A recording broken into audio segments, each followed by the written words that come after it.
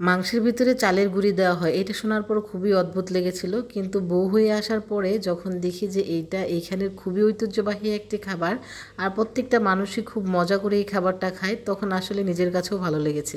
আসসালামু আলাইকুম, hello everyone, আশা করছি সবাই ভালো আছেন। আসলে আপনারা কেউ ভালো নেই, তারপরেও বলতে হয় সবাই ভালো আছেন।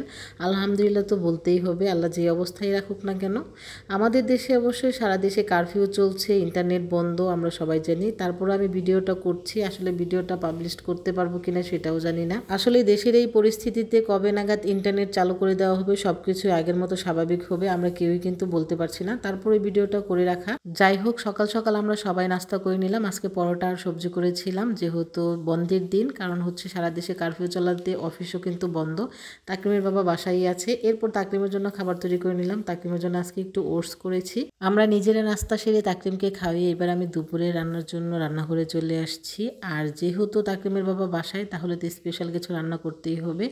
আজকে কই মাছ ভাজি করে নিচ্ছি, আর সাথে করব জামালপুরের একটি ঐতিহ্যবাহী খাবার। আমি আসলে এইটা খুব ভালো করে রান্না করতে পারি না, তবে জামালপুরের বউ হওয়ার পরে অনেকটাই শিখে গিয়েছি। মাংসের পিঠালি অলরেডি এটা অনেকেই জানেন, কারণ আজকাল ইউটিউবে এর অনেক রেসিপি আছে আর অনেক এলাকায় এটা খায়। তবে জামালপুরে বিশেষ করে এটা খুবই একটা ঐতিহ্যবাহী খাবার। জামালপুরে মানুষের খুবই পছন্দের একটা খাবার বলতে পারেন। এইটা জামালপুরের লোকাল মানুষরা অনেকেই মিলানি বলে থাকে, কেউ আবার মিল্লি বলে থাকে। তবে পিঠালিটা নামে অনেকেই চিনে, এইটা আসলে বইয়ের ভাষায় এই পিঠালিটা বলা হয়। এই রেসিপিটা মূলত গরুর মাংস আর চালের গুঁড়ি দেওয়া করা হয়। গরুর মাংসটা রান্না করে সেখানে চালের গুঁড়ি দেওয়া হয়।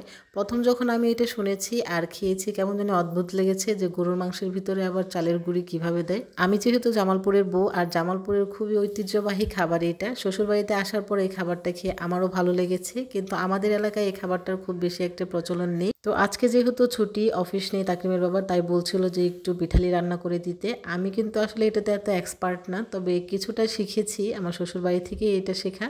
গরুর মাংসটা আপনি যেভাবে রান্না করেন নর্মালি সেভাবেই রান্না করবেন, তবে মশলা এখানে একটু বেশি দিতে হবে। এরপর গরুর মাংসটা হওয়ার পরে আমি কিন্তু গরুর মাংসটা প্রেশার কুকারে দিয়ে রান্না করে নিয়েছি। তারপর এটাকে আমি একটা কড়াইয়ে ঢেলে আর একটু বেশি করে পানি দিয়ে, এরপর আমি এখানে পোলাওয়ের চালটা গুঁড়ি করে নিয়েছি।